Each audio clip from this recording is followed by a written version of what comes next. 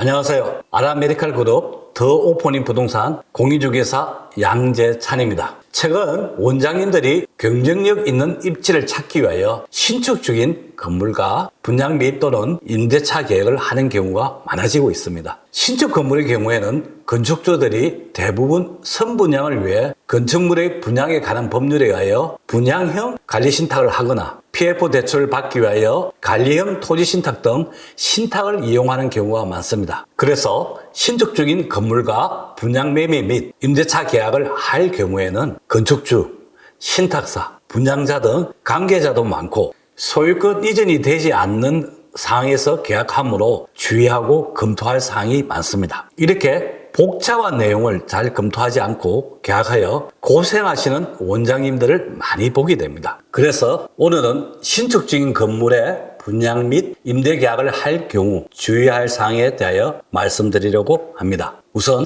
법적인 계약 당사자를 확인하고 직접 법적 당사자와 계약을 체결해야 합니다. 시행사 및 분양 대행사가 대리인으로 계약을 할 경우에는 대리금 및 위임장을 확인하고 사용인관계 등도 꼭 서면으로 확인하여야 합니다. 분양받은 분과 임대차 계약을 할 경우에는 필히 분양계약서, 계약금 및 중도금을 입금한 사항을 확인하고 건축주에게도 확인하는 등 매우 조심해서 계약을 하여야 합니다. 두 번째, 법적인 계약 당사자가 지정한 계좌로 계약금 및 잔금 등을 입금하여야 합니다. 입금 계좌 등 변경 요청이 있을 경우에는 꼭 정식 문서를 받고 확인 후 진행하여야 합니다. 특히 착공하기 전 건축주가 청약금을 요구하는 경우에는 미룰 수 있는 신탁사 등 에스크로우 계좌에 입금하여야 합니다. 또한 일정 기간 안에 착공하지 않거나 불확실할 경우에는 계약을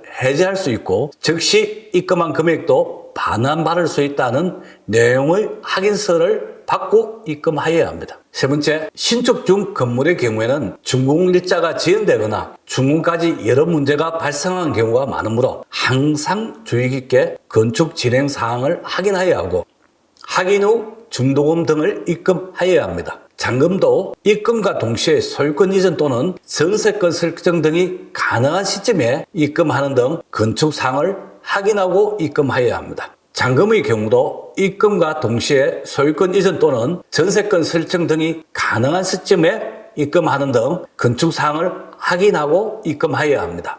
따라서 의료기기 계약 등 개원의 후속 추가 진행은 준공일자를 확인하고 진행하는 것이 좋습니다. 네 번째, 일정한 기간 안에 준공이 되지 않을 경우에는 계약을 해지할 수 있으며 계약금 등 입금한 금액을 즉시 반환한다는 내용을 계약서 내용에 포함하여야 합니다. 다섯 번째, 건축주가 아닌 분양 대행사 등이 인테리어 비용 지원 등을 약속을 하는 경우에는 필히 계약서에 포함하고 사전 지원이 되지 않을 경우에는 계약을 해지할 수 있다는 것에 대하여 건축주의 확인도 받아야 합니다. 다섯 번째, 건축주가 아닌 분양 대행사 등이 인테리어 비용 지원 등을 약속을 하는 경우에는 필히 계약서 내용에 포함하고 사전에 지원이 안 될 경우에 계약을 해지할 수 있다는 것에 대하여도 건축주의 확인도 받아야 합니다. 여섯 번째, 분양 매매 및 임대차 계약 시 간판 및 시트지, 주차, 유사 진료 과목, 중복 금지, 관련 상인 등에 대하여 특약상에 필히 넣어야 하고 협의한 내용이 건물 관리 규약에도 포함되도록 하고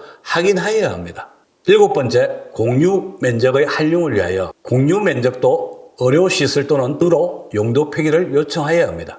특히 은으로 용도가 되지 않은 공유 면적을 병으로 사용할 경우에 향후 문제가 될 수 있으므로 주의하여야 합니다. 오늘은 신축 중인 건물의 분양 매수 및 임대차 계약을 할 경우에 검토하고 주의할 사항에 대하여 말씀드렸습니다. 감사합니다.